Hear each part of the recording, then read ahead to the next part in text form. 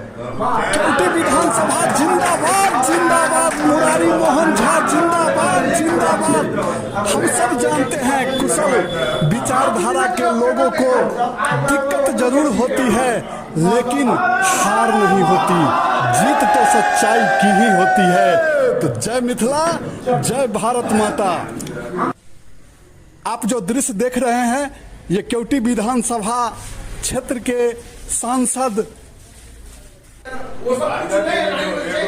मुरारी मोहन झा जो आज विजेता घोषित हुए हैं, फिर से नए पद का शपथ ग्रहण करेंगे।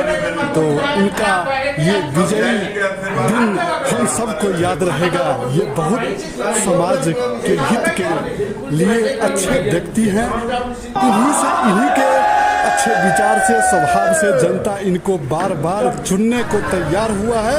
तो मुरारी मोहन झा जिंदाबाद, केवटी विधानसभा जिंदाबाद, भारतीय जनता पार्टी जिंदाबाद। मैं ललित नारायण झा, हरियापुरिया, मिथिला से। जय मिथिला, जय भारत माता।